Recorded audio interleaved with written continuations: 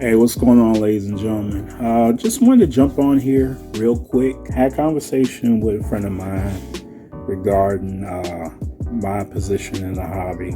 I want to point out I do not intend on ever leaving this hobby. I can be in a hobby without collecting. I can just admire belts, or I can help others get belts to reputable makers, or I can just simply design custom belts like I have. I've already designed 3 of them. But real quick, I want to share with y'all how my belt addiction started. When I was younger, me and my brother, of course, we're lifelong wrestling fans. We would wrestle around the house, and of course, we didn't even have the toy foam belts. So we would carry. I remember my brother specifically; he had a couple of weightlifting belts, and we would carry that around like, oh, I'm the champion, Look, we had so much fun with the little that we had because, it was all in our imagination. But ever since I was a child, there was that one belt that I wanted, the WCW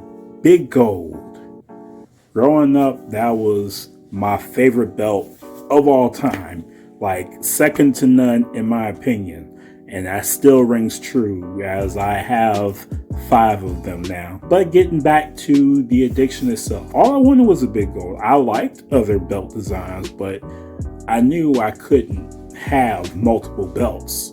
So I was trying to afford this one belt. I could never afford getting one belt. I had a big payout for this overseas trip that I did with my job, and I told myself the first thing that I would do would be to buy a wrestling belt. So I set in motion to buy a Big Gold. I went to Etsy. Knowing what I know now, I know that's a big no-no, or a big risk, I would say, because some you do look up on some. This was not one of those. So I get the belt off of Etsy, right? The belt arrived. Not only you see how they package belts in boxes and things of that nature. This belt was packaged in thin plastic wrapped around the belt. It was not packaged well at all. And they didn't deliver it to my front door. It was literally thrown into my back porch. I opened it. Plates were super thin, and the wrestling emblems on the plate, first of all, they weren't recognizable because they were very flat. And not only that, they came off. They came off when I unpackaged the belt. This is how Belting It Out really started. This was supposed to be the first episode of Belting It Out, essentially. So I videotaped it. That didn't go too well. When I saw how bad that belt looked, I shut that tape off. And I'm like, I'm not showing this crap to anybody. So Jimmy got on, and he basically vented my frustration of the belt in his little segment that he did. But then the first episode of Belting It Out, I ain't call it Belting It Out back then. It was just me doing the video.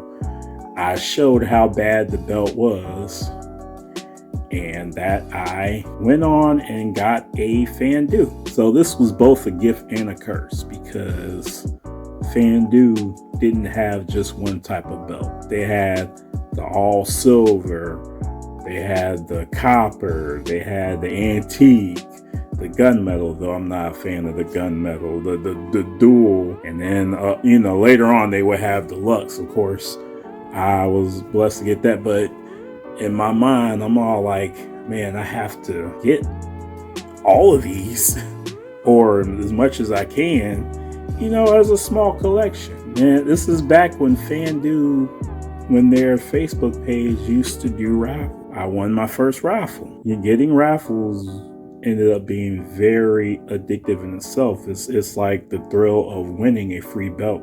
Like years ago, I couldn't afford it. I was able to afford one after this big payday, and now winning a free one. Of course, I ended up giving that one to my brother. Then I had interest in a belt that I did not like growing up, the 10 pounds of gold. I did not like that belt at all.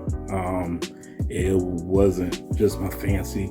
But as I started to appreciate belt designs, I found myself wanting one. And that is when I've been introduced to Mr. Muhammad Luckman. I have dealt with many belt makers. Out of all the belt makers that I've dealt with, Muhammad Luckman, I've gotten the most from him. And then I would win raffles on his side. So really my addiction got even stronger as I'm playing these raffles. Over the span of time, okay, I have a list of how many raffles I actually won. I think I won a total of 30. So that's one of the reasons my collection is so big. Of course, that's not necessarily a good thing, because for the many raffles that I won, I think I lost more and lost a lot of money into that. So trust and believe, I will never do that again. I'm very stingy when it comes to myself. I don't even like sending my belts out. That's why half of my belts aren't even re-leathered right now. But that is my belt addiction. And just because I'm in the belt hobby does not mean I have to continue to feed this addiction.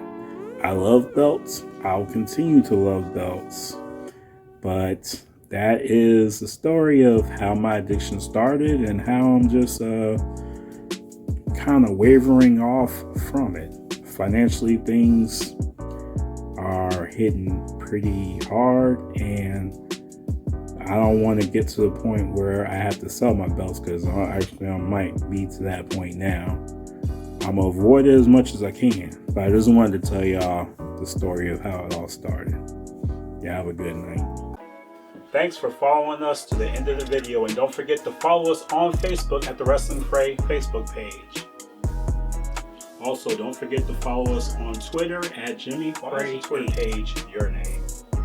Because I'm the one that set it up, and that's the name they gave us. Also, don't forget to like and subscribe right here on YouTube. Thank you for joining the fray. Good night.